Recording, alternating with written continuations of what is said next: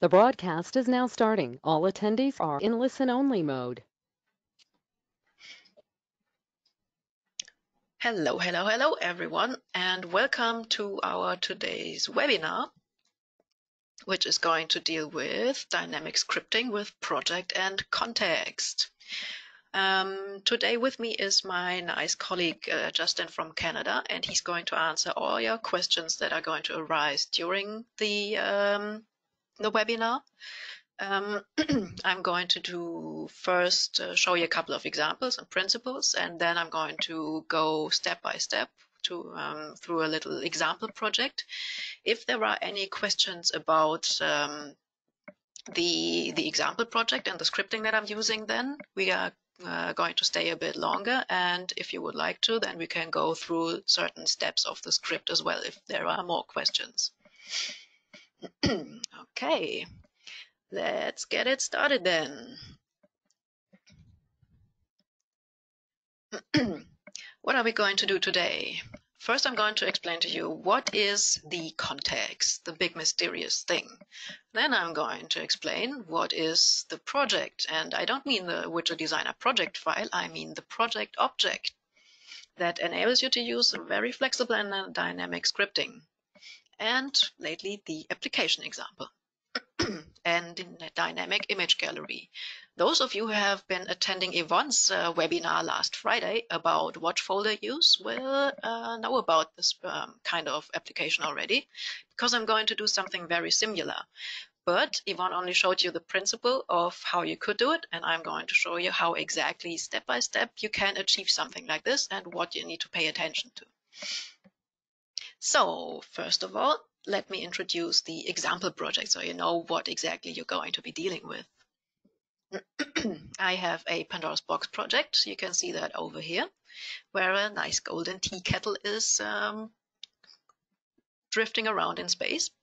But the important part is the background. So this one is having a playlist. So the background images are changing color. And we are going to dynamically fill this playlist with content we select in our project. For this purpose, I have a watch folder in my file system to which I can upload any kind and amount of image data. And when I did that, I can generate my button grid, something like this. Then I can select pieces of content that I want to display and also deselect. And when I push the content, you can see in Pandora's box, playlist changes to what I have selected. What I'm doing this with is I am having one template button over here that I'm going to dynamically copy and paste over here, fill with content, and then you have a nice little setup with which you can just do whatever you want. Okay, let's get started. So first of all, page number 1 and my second window over here. What is the context? That is a really good question, and it's not easy to answer. First of all, you need to know that when you have an object-based, excuse me, an object-based programming language or an object-based system like Widget Designer is, there are parent and child elements. So there is a hierarchy. Your top element of your whole hierarchy in Widget Designer is certainly the project. That is also going to be the project object that we are addressing later. The next instance, so the next lower child element of a project, are the windows. So I have window number 1, that is one child, and I have my window number 2, that's the second child. This window in itself can have other children, like the pages. I have 3 pages, well, 4 pages over here, and I have 2 pages in my second window. And again, even a page can have child elements, such as any kind of widget you are placing in it. So this analog clock is a child element of page number 1, which is child to window number 1. If I use a custom script button, I can go even one stage deeper because the scripting windows are also a type of child element to this button. Okay, let me delete those and remove those buttons.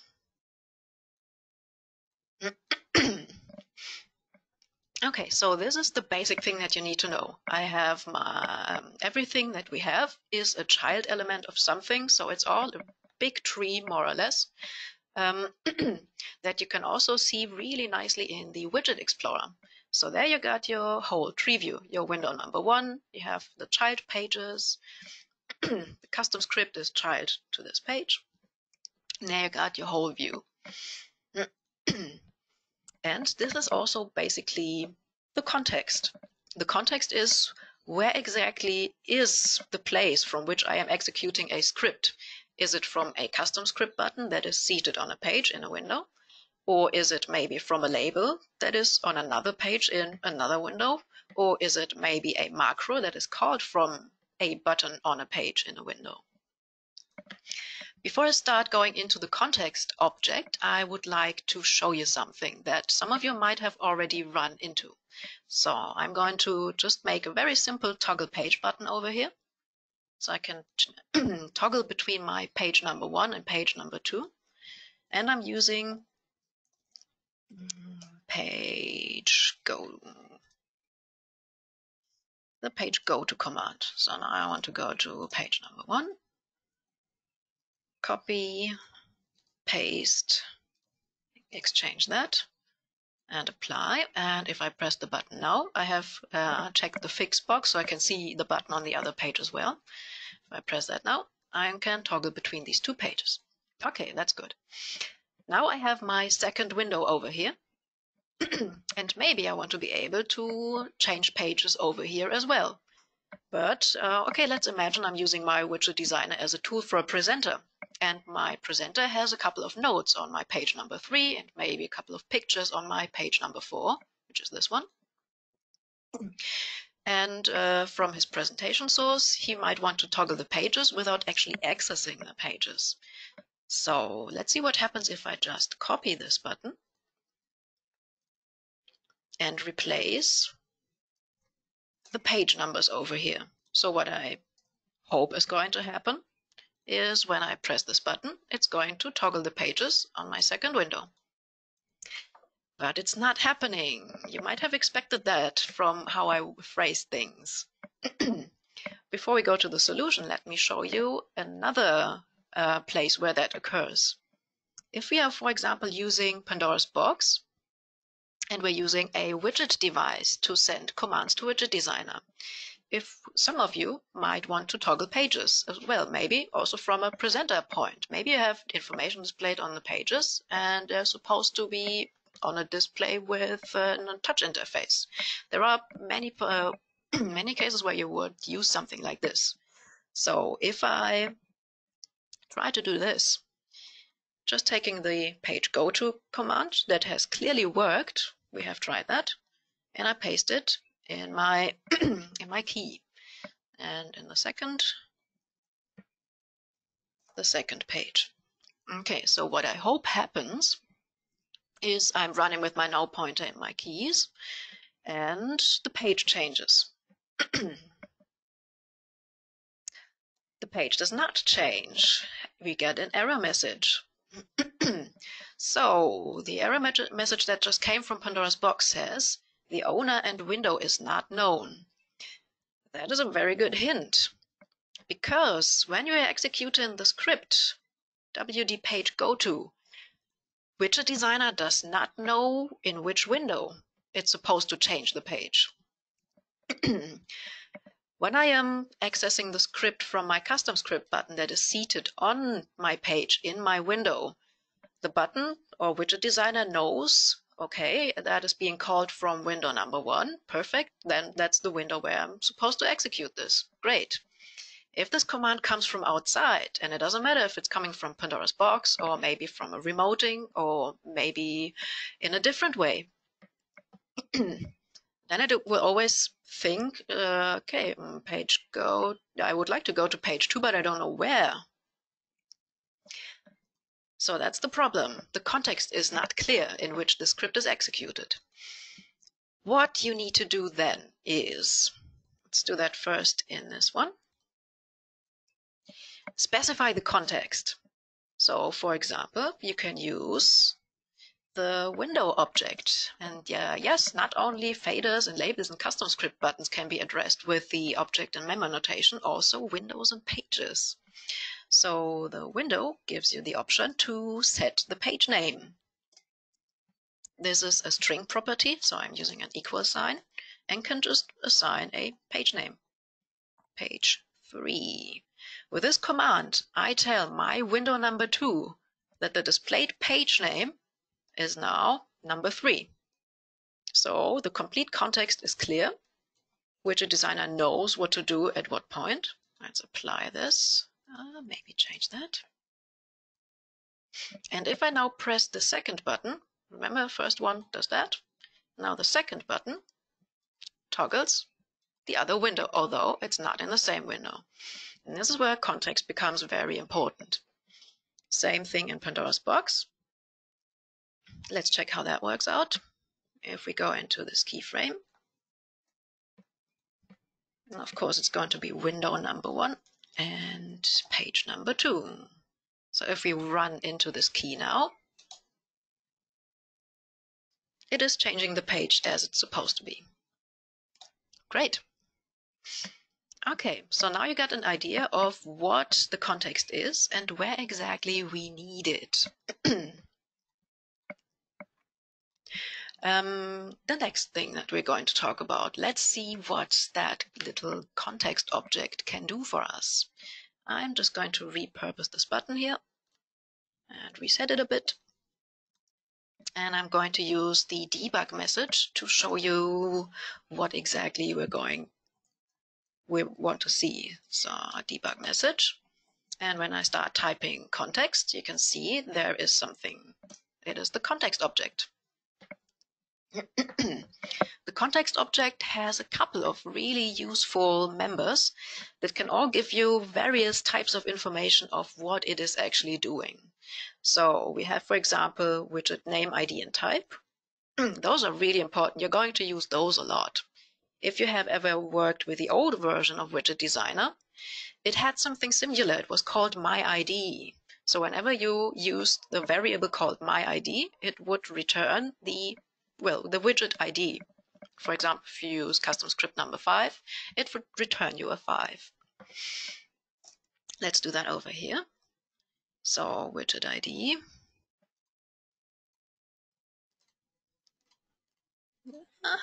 Click button. And of course, the debug logo needs to be open.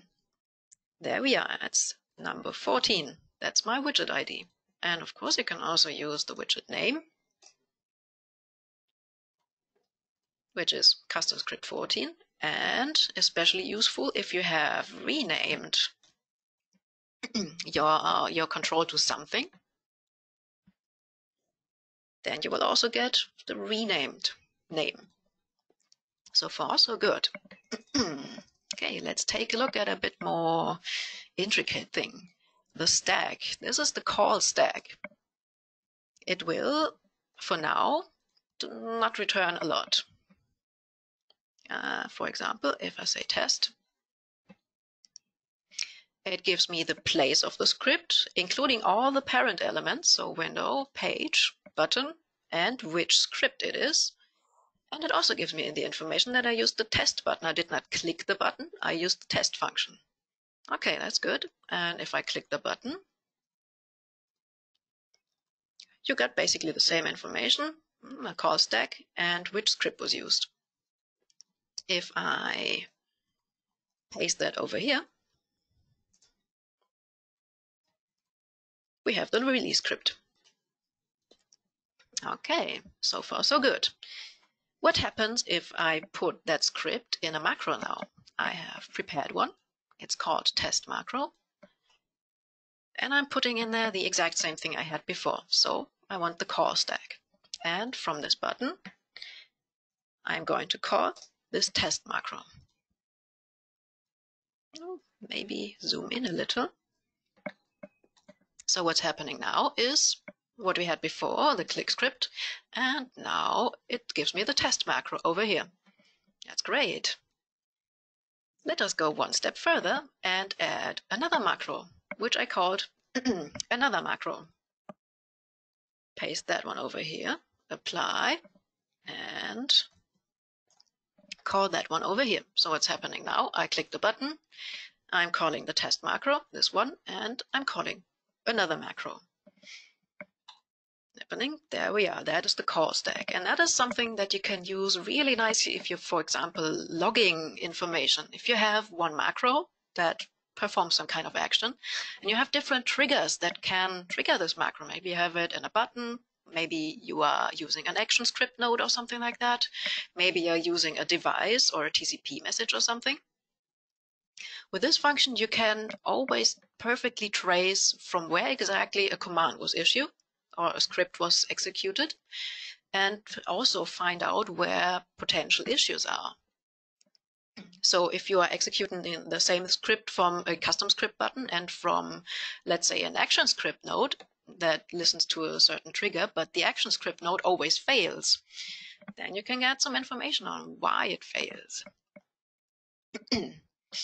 Okay, let's get even one step further. So if I take a second button, and I'm calling the script of the first button from the second button. So this is going to be CS1. Remember that I changed the name. And I'm using the execute script one, the press script. Apply. And let's see what happens. There you go. Oh, wonderful call stack. Script 15 calls that one, calls test macro and another macro. There you go. And there's a couple of other context members. It's not only the stack member that is useful. If you are interested in some more information about all the different members of the context object, I can recommend using the help file, where you got a really intricate list of every single member, what it does, and what you need to pay attention to when you're using it. Okay, that does look good. So now you know what the context is. We are going to use the widget ID as well that I have showed you. And now let's go to the project member. Okay, I have my script field over here. And let me quickly prepare a couple of faders. Okay, imagine you want to fade all of these 5 faders at the same time up. What you could do, of course, is something like this. So fader 1 dot fade up in 2 seconds. Copy paste that 5 times, and then it's all going to fade up. Great. Now imagine you have 50 faders, or maybe 200 labels that you want to label somehow or access. That's going to be a pretty long script and very unnecessarily long. So what you might have done already is using a for loop to address a number of widgets at the same time. So we start the ID with 1 and we end it with 5.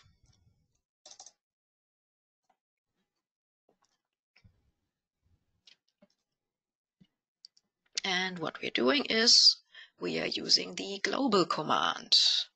You might have, what is it? Fade up, that one. So in contrary to the object and member notation, the fader 1 dot fade up, you got the global syntax over here, and there you can replace the ID with some kind of variable. And 2 seconds, if I test this now, you see all the faders are going up. Okay, that's not bad. If you want to use the object and member notation, you have to use the project object.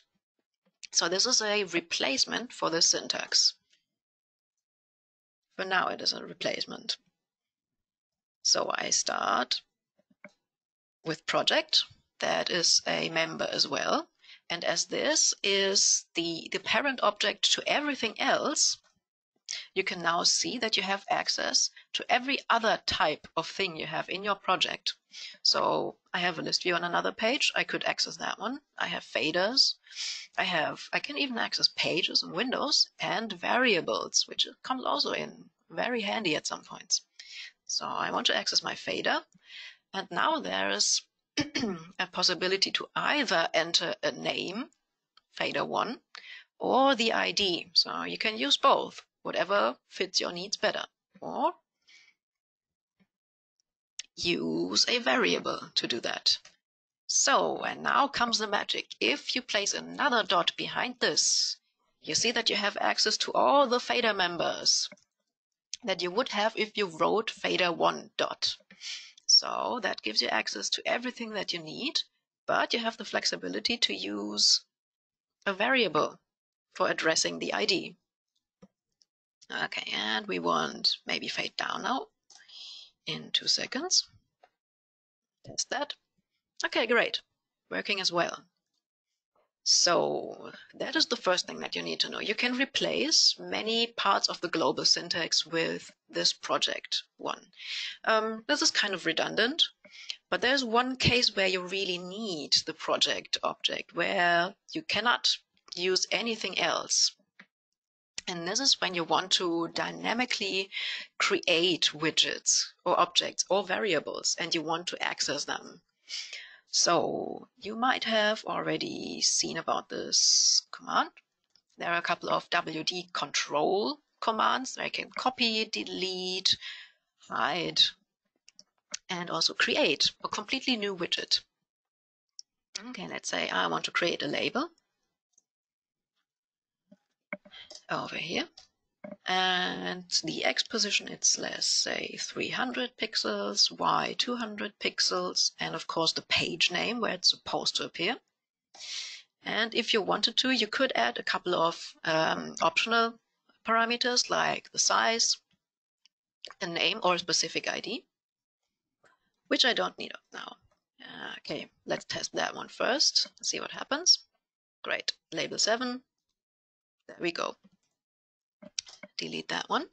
So now maybe I don't only want to create a new control, I also want to give it a label at the same time.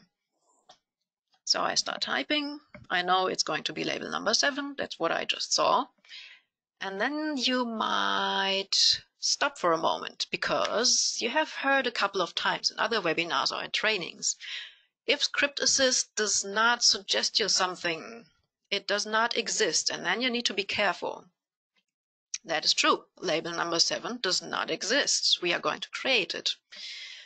Well, let's say I have expected that and I know what I want to write. So, well, as soon as the label is created, everything's going to be fine. So let's say hello.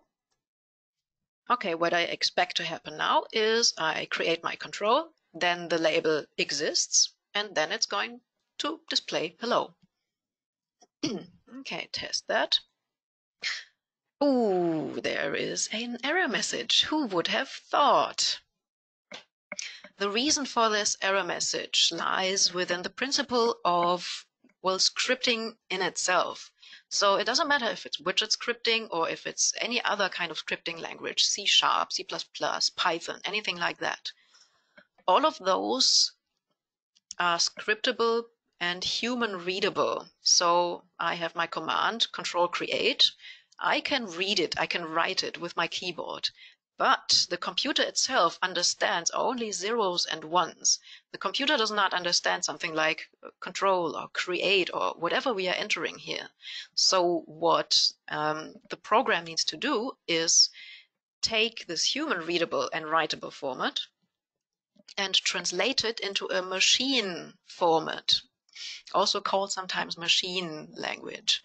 And this is what's called compiling. Compiling is the process of taking code I have written myself and transferring it in something that a machine can understand. The problem here is that at the moment where it compiles, it sees, oh, label 7, that does not exist. Remember, we are just compiling, we are translating, we have not executed this yet. So label 7 does not exist. There is an error. And there is no way for first compiling and then checking and maybe seeing, oh, I just created that, then it's there, perfect, fine. No, it is compiling and it must be correct at that point of time. The object label 7 does not exist, so it does not understand what's happening here. This is where we start using the project object, right? So let's do that again. Project label. Okay, of course, in that list, wait, that needs to be deleted. In that list, the label that I'm supposed to create does not exist yet. Of course it doesn't, because it does not exist, but I know it's going to be there. It's going to have ID number 7, or whichever ID I might have assigned as an optional parameter over here. And then I say text equals hello. Now let's see if that's going to work. Test. And yes, it does work. But why does it work?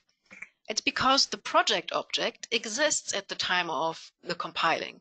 And what you have over here, this is just, well, something like a function parameter for the project object. The project object exists, and this is like a placeholder for the time of compiling. If, when the script is executed, my label 7 really does not exist, then of course you do get another error message. But for a compiling process, all we need to know is, great, that one exists, everything is fine.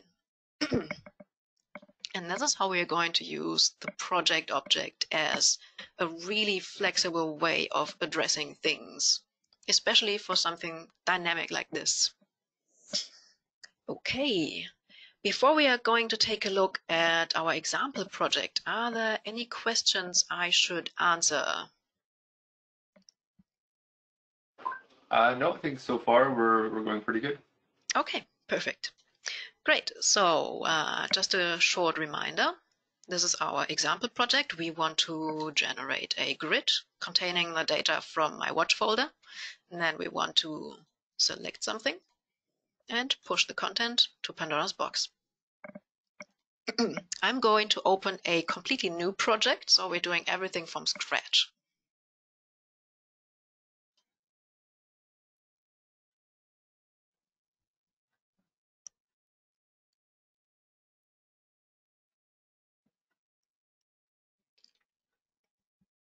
There we go. Perfect. First things first, because I tend to forget it. Connection to Pandora's box. I'm using my local IP, domain, and connected. The error message just now was telling me that the Pandora's box communication port was already blocked, but that was just because I had it open before, and when I opened the new Widget Designer, it was kind of thinking that it was blocked, but it was itself that blocked the port, so there's no problem here. As long as I have in my bottom line my master with no line through it, I know I'm connected. Okay, so how are we going to start? First of all, let's set up the watch folder. I'm going to use the watch folder node over here. And of course, I need a variable to which I can output the file paths. That's going to be a list. And I'm going to call it file list. Okay, so that one's empty for now. And I'm going to assign that to the watch folder. Output generic variable. And here I can assign the file list and the file paths. Okay. Now we need to select the folder to be watched, which is going to be my C, temp, and watch folder. There it is. Okay. And you can already see my list is filled with file paths. Oh, that's exactly the files that I have in my watch folder. Good. That's what I need first. Okay, then, please excuse my scratchy voice today. So the next thing that we want to do is we want to think about how are we going to set this up? How am I going to do my my selection frame? How am I going to check which file I have selected and whatnot? So what I did was I used a custom script button and I made it a little bit smaller by 64. There's one. And what I did as well is I used a shape. The shapes were the things that turned pink, if you remember the interface I had before. And that one I had in 80 times 80. When you're doing something like this, I do very strongly recommend just placing a couple of your elements on your interface and see how are they supposed to be, how big are they supposed to be, what kind of distance are supposed to be between those buttons. So the grid that I had with all those colorful things, they all had a distance of 96 pixels. You should check that out before, so you know what your interface is going to look like. Okay, maybe the line size a bit more. Okay.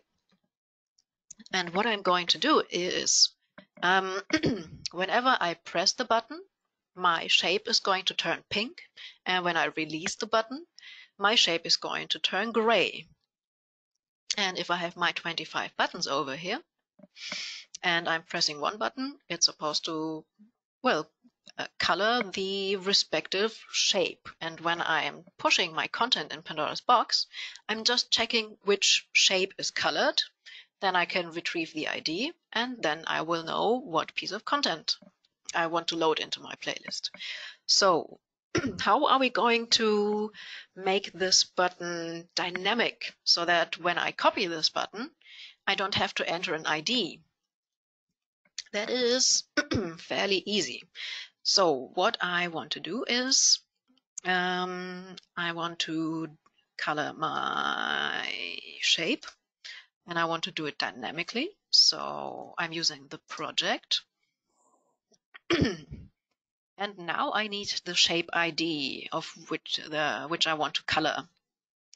The ID is, well, 1 in that case. And now I need to think, how could I retrieve the ID of that shape? Maybe I am going to set it up so that when I'm copying my controls, the ID of the shape is always the same ID as the one of my custom script button. That would be pretty smart. How do I retrieve my custom script ID? Because I don't know if I'm pressing custom script 5 or 6 or 20. This is where we can use the context object and use the widget ID. Now a little dot, line color, and set RGB. Now I forgot to get those RGB values. That was regular pink. That one, and 0 and 128. Okay, let's see if that does work already. Yeah, it does. Great. Okay, so I just need to copy and paste it. Pink is my active color, and my inactive color is going to be a medium gray. So 60, 60, 60. Great. Maybe also make it a toggle button. What I also might want to do is assign a different image. So the highlight doesn't look very nice. Maybe I can just use something out of the stock assets, something that's transparent. There, colors and primary. Great. There we got a little alpha. And maybe also use just some kind of gray image. So we have a nice little color patch. And now I can press it and unpress it. Perfect. That's my template button now. and ready for being copied. Okay, let us start the big complicated script for creating the grid. Okay, I'm calling that one create grid. We don't need any input parameters, so that's it for now.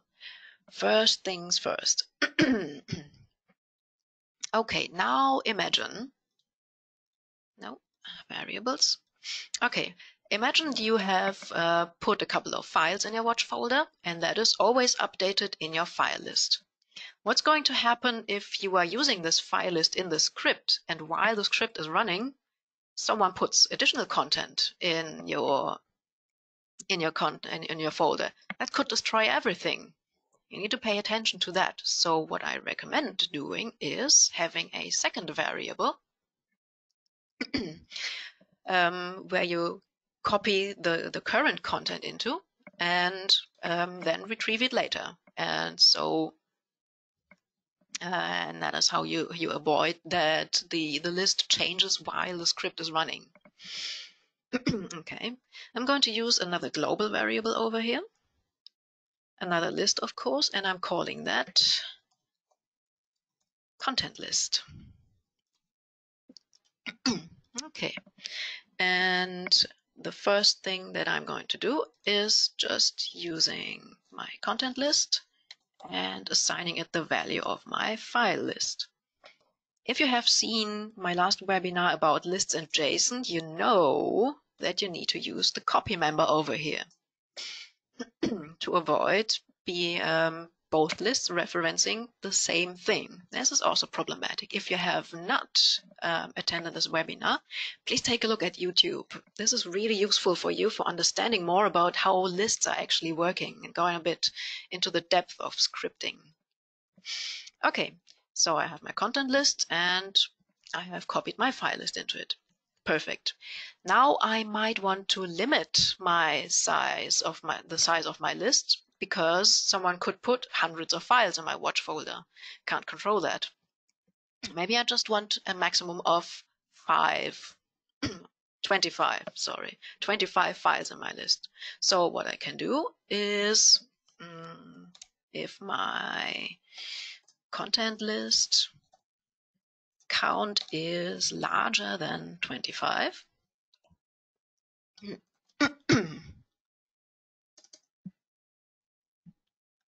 I'm just going to remove all the files that are, well, behind the 25. So for I equals,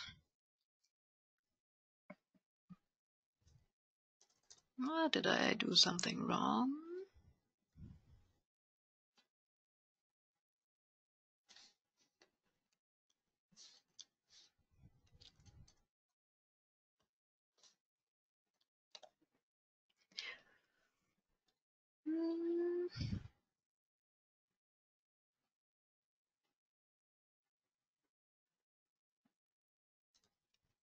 Well, we're going to see what the error message says. Okay, what I'm doing now is I'm going backwards. So imagine my content list has 30 files. Then I want to iteratively remove the last element. So I have to start removing at 30, then 29, then 26, and so on. There are different ways of doing this. This is not the only way, but it's a great way to show the step size. So 25 and a step of -1, of course. So what we're doing now is I get the index of my last list element, and I'm going -1 for as many files as there are too many in there. And I'm going to remove the last of my content list. Okay, there we go.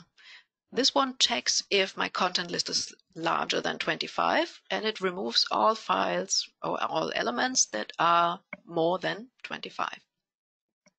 Great.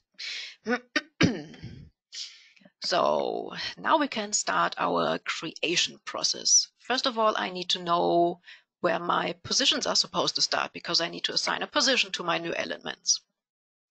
I did that before, of course. So I have my position values. My X position is going to be 450, and my Y position is going to be 100. We are also going to increase those during the script, so they're not all going to be all buttons on the same place, but they are in a nice little grid. So, and now we need to create our new controls. For doing that, we are just going to run a for loop over my content list.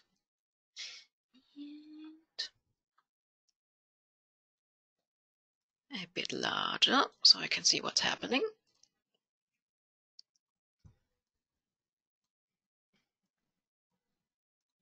Okay, so a for loop over content list dot, oh wait,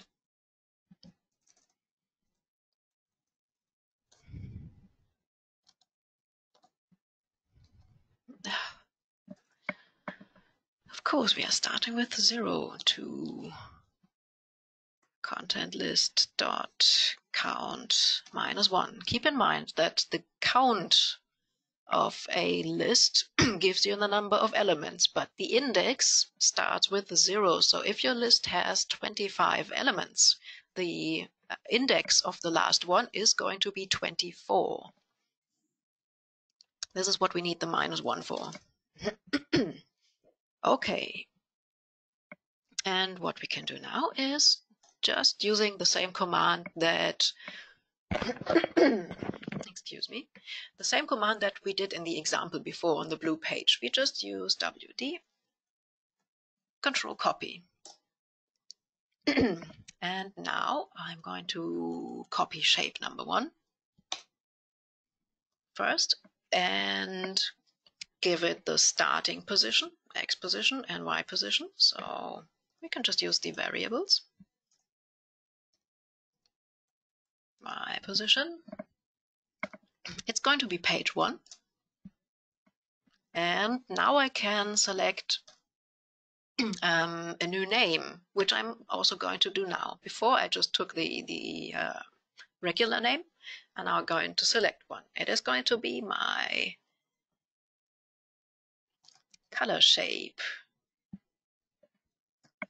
By the way, color written in the correct way.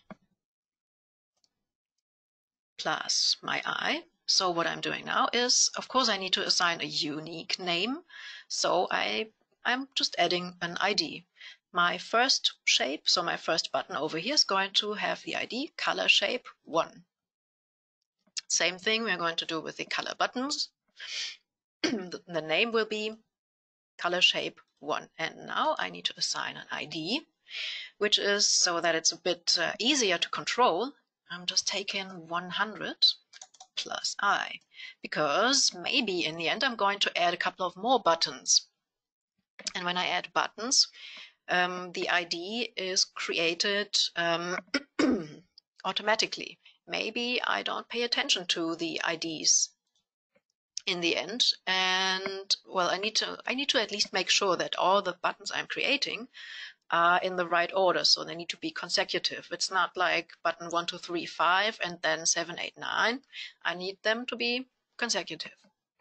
That's why it's a good idea to select an ID that is definitely going to be free at that point. Okay, and yep, that was the last one. Can now just copy and paste it and say custom script 1. Of course, I need to adjust the position so that it doesn't look bad. I found out before that this is a +8 and this is also a +8. Page 1 is still fine, and we're going to call these buttons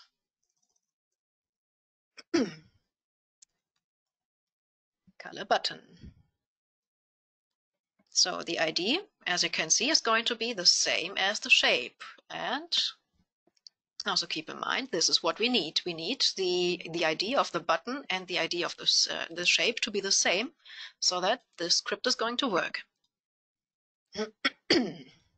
Okay, this is going to create the buttons, and it's going to create, well, the amount of buttons that's in my content list. While we are in this for loop, we can already assign a new image to the button. So I want to be the image of the button over here, not the gray default image, but the one that I actually have in my watch folder. So these nice little color patches. Good thing is I already have the file paths to do exactly that. And the command we're going to use is, and this is where the project member comes in, custom script 100 plus I. Remember, this is the ID of the button we have just created. And then I can say image. Okay, now we need the file path of the image that's supposed to be filled in there. And the cool thing is I have those file paths in my content list. Remember that these are the file paths of all the nice little color files. So all I need to do is use the content list and add this one. So now I'm checking my content list number I. So let's say index 0 for the first element. If my first element is a yellow patch, I'm taking the file path of the yellow patch and fill it in my custom script button number 1. Okay, and as we have 2 images, the click and the release image, I'm going to do the same thing over here with the different that it's called click image. So that's basically the same. Okay, there's just one more thing to do. If I would execute the script as it is right now, it would probably work. Now it would work. But all the buttons and shapes would be on the exact same spot because I'm not increasing my X and Y positions yet. So, of course, I need to increase those. I have already prepared that. So this is also something that you need to check out before. That's why I said create a grid. And when you do that, check out what the values are. Okay, so that one. Okay, so at the end of each script, I am increasing my X position with 96. So my button's going to be 96 pixels further to the right.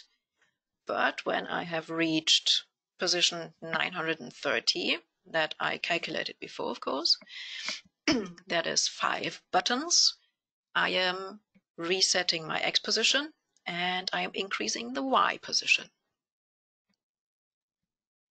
Okay. Good, that doesn't look too bad. Maybe we're just testing that. Okay, that's where the issue comes from. Number 12.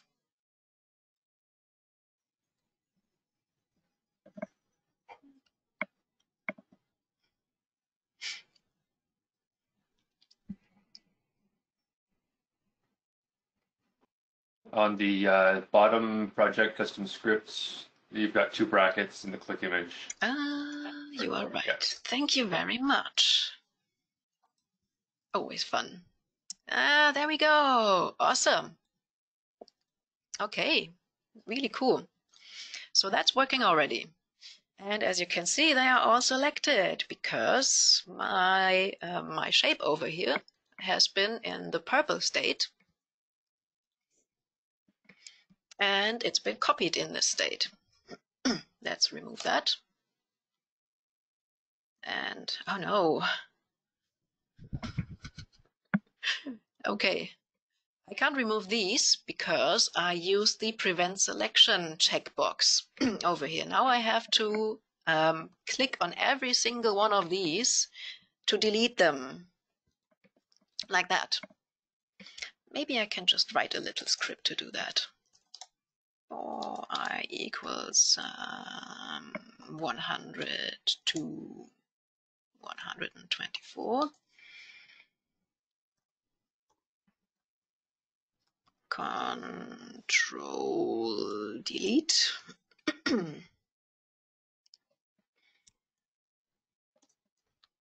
Color shape plus, nope, plus I. So does that one work? Of course. Another bracket. There we go. That was faster. Okay, one more try. Make that in gray and remove that one. Test. Perfect. And now when I click one of those buttons, you can see it is working as I expected. I can mark my shape around that. That is awesome. Okay, what just happened with the shapes being removed is actually a really good thing, because this is something that's still missing in my script. Whenever I call a script, I'm creating new buttons, but these buttons already exist, all of them. So before I create those buttons over here, I need to delete the previous ones, right? But the problem is, imagine I have only 10 buttons in my watch folder, then I have created 10 buttons.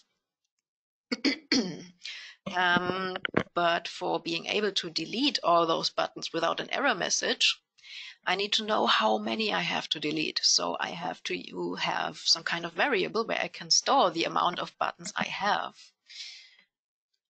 I can just do that at the end of my script. Let's create a new global variable for that, because this, unfortunately, we really need to store outside of the script. Integer is sufficient, and I'm calling that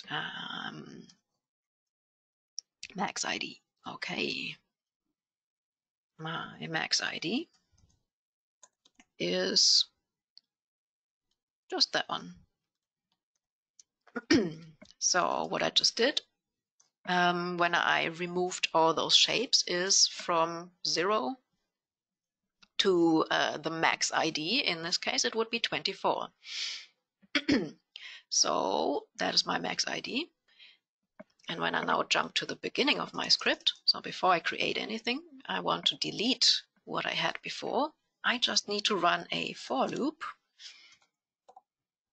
from 0 to max ID.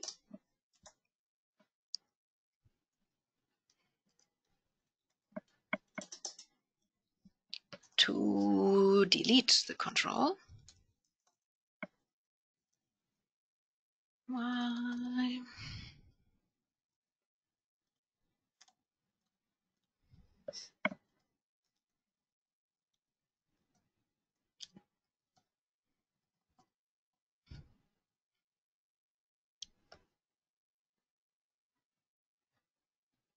Did I do anything wrong, or why does the auto script assist not do anything?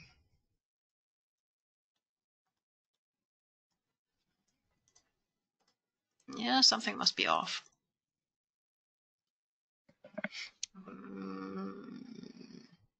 Justin, do you see some kind of error? Oh, there it is. Ah, got it. So yeah, that's good to see. Whenever your script assist doesn't work, there's probably some issue. So color button plus I, that one, and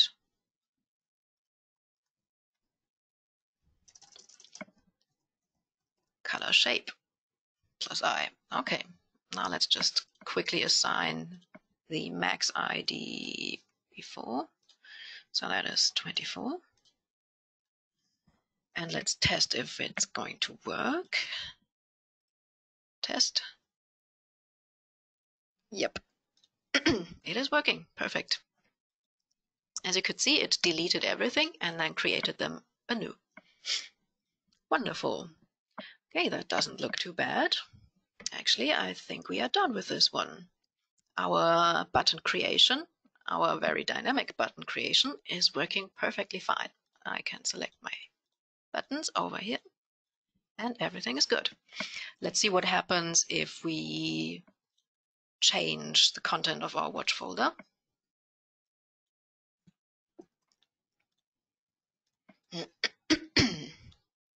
So, okay, this is my watch folder. I am just deleting everything, or most of it, and I am copy pasting some other buttons from over here in my watch folder. There we are. And if I now execute my grid command, create grid command, it should, yes, and it does contain all the nice new files. So that is working perfectly fine as I wanted it. Great. Now for the Pandoras box script.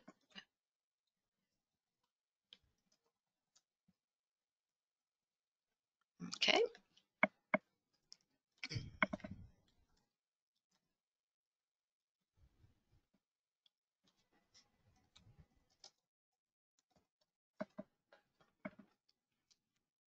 That's going to be this one.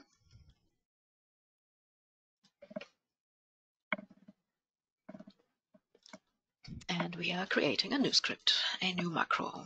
And I'm going to call that one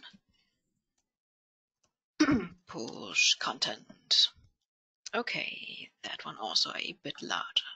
So what I need to do in Pandora's box before I start pushing the content, of course, I need to have my playlist ready. My playlist needs to have a file and folder ID. It is 1 and 1 in this case. And for my convenience, I have a folder over here. I called it BG patches, or background color patches. That is all I need.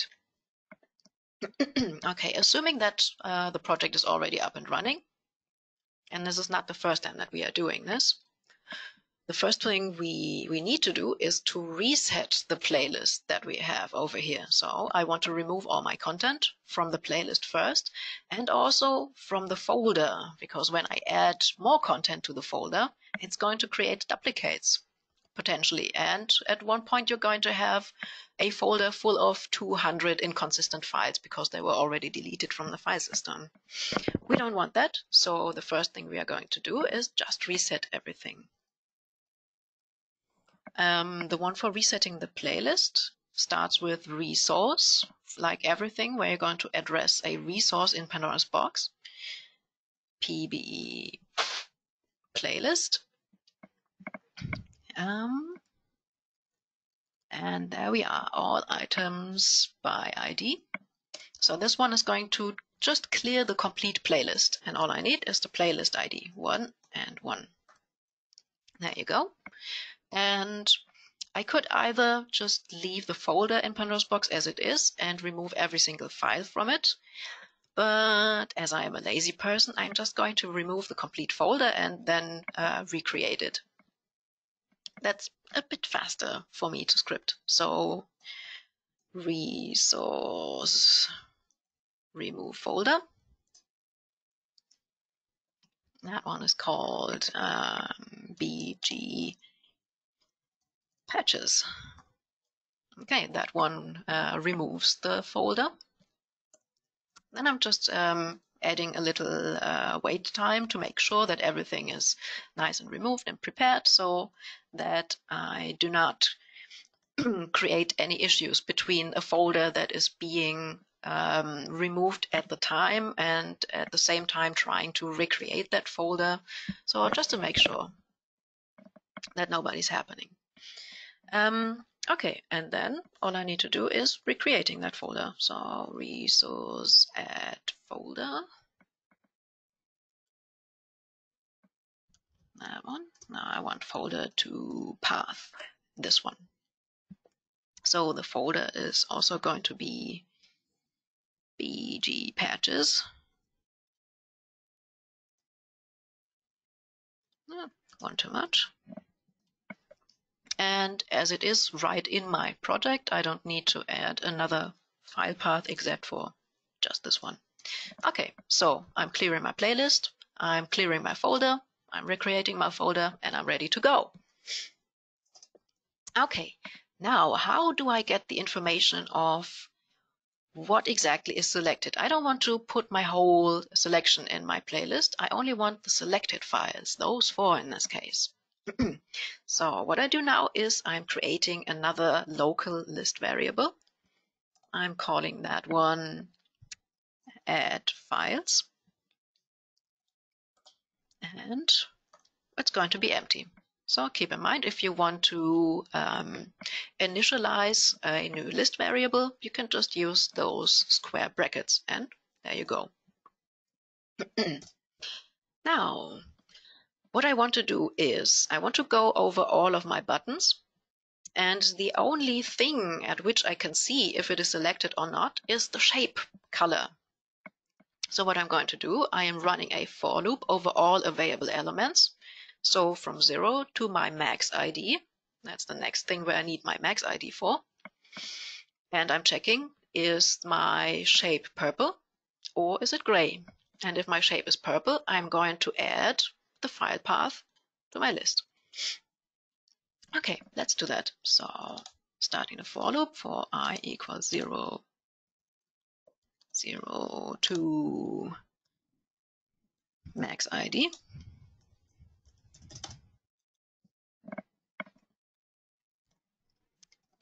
If my project, and there we are again, the project shape. And this is one more thing where you would not be able to use a global command, which is retrieving values from a shape in a flexible way.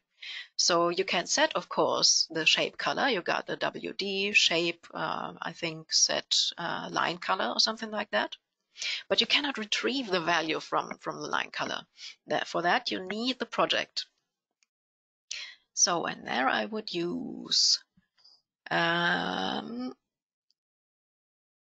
yeah, I can use just the ID. It's just 100 plus I. So the same thing that we had before when we created those shapes. And now I place the dot and I can access my line color. Awesome. And now I'm checking if it is pink. So for that, it is very handy if I know the hexadecimal code of my pink. Luckily I do, because I have researched it before. It is FF0080. And to color. This is one way to define a color in Widget Designer, because as you know, the color is one of those types that cannot be automatically recognized. So when you are creating a fresh local variable, and I say I have here my curly brackets, then Widget Designer recognizes, oh, curly brackets, that is a list. Or if you have your quotation marks, then Widget Designer recognizes, great, that is a string. And that works for string and bool and integer double lists, but not for the rest. So not for JSON, not for color. This is what you need the workaround for. You can define a color value over hexadecimal code. Don't forget the little hashtag symbol, and then use the toColor method of the string to convert it into a color. And this one now is checking, is my shape pink or is it not? If my shape is indeed pink, what do I want to do?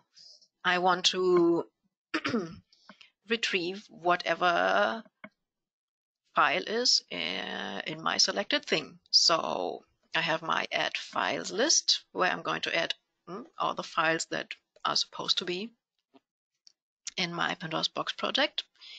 And I can say the array append, add files. And the value that I'm going to append is luckily also part of my content list variable. So what I used to put the images in my buttons, I can also use to put the images, well, in Pandora's box. Easy doing. That is the exact same thing that I have used before in the script. And there we go. So I'm checking my color. I'm adding that to my list. Okay, so when I'm finished with my for loop, my add files list is going to contain all the elements that are supposed to go from here to Pandora's box. Perfect. And now I can use a second for loop that goes over my add files list.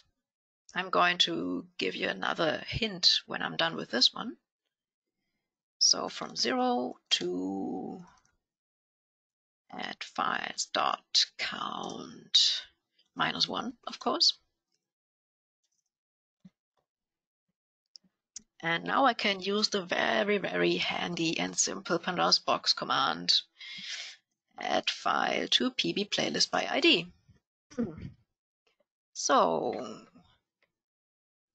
the file name is, of course, my add files and whatever is in there, right? The project folder is going to be BG patches, the one that I have defined before. And then all I need is a temporary folder ID. So that's something that has to be assigned in Pandora's box. When I'm adding my files to the project, it needs to have a file and folder ID so it can automatically be transferred to the playlist. Without a file and folder ID, it's a bit harder. So temporarily, something that is not reserved, 255. And playlist ID is 1 and 1. Okay. So that does look quite good. Let's apply that and see what happens if I'm actually using it. Push content. No. Ooh, perfect. That's exactly what I selected. Wonderful. So if I select a bit more and push that, that's working as well. Yay! That's great. Okay, one more thing that you should know. What I did over here with this additional add files list, you can leave that away in principle. And just take this one and put it in here. Right? And remove all of that. Does it still work?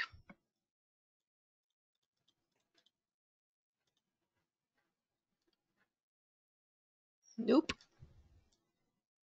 Oh, of course, of course. How stupid of me. Content list.i. Okay. Let's try that again. Yep, that one is working as well. That is one thing that that I saw right before I started this webinar. So I still left it in my notes, but I wanted to show you that as well. So, yep, actually you don't need the add files.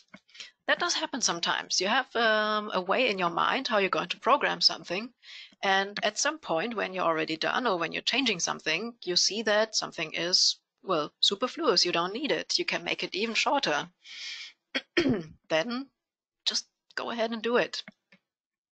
No program is perfect, and in Widget Designer you have so many different ways of achieving a certain goal. There is a lot you can do and a high amount of flexibility. Sometimes maybe after you checked out a project that you did 2 months ago and you see, oh my God, what did I do there? That's so much easier if I take this approach. That happens a lot. Okay, so this is the project that I wanted to show you. Of course, you can take any kind of image file. Again, what Yvonne did in her last training on Friday was using really big pictures and have those in a large playlist. That is cool. But you have to keep in mind, when you are loading UHD files in one of those buttons, it is a UHD file. It is just scaled, but Widget Designer still needs to load an insanely large texture. And if you have 25 UHD buttons in here and you're trying to change the pages, that could take a while. So whenever you are using pictures in widgets, also in a picture box, in a button, wherever you can assign a picture, keep in mind that large image files are still large. Okay, so the training or the webinar is done for today. I hope you enjoyed it. We're going to stay online for a bit longer and try to answer a couple of questions. This webinar is also going to be uploaded to our YouTube channel in a few days.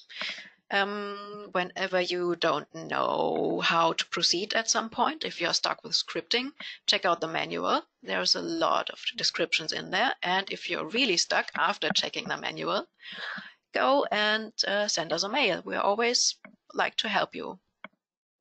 Okay, then I would say if there's nothing else we should answer right now for everyone. Justin, is there anything else? No other questions so far. Great. Then I'm going to say goodbye to all of you, and I hope you did have a good time. Bye-bye.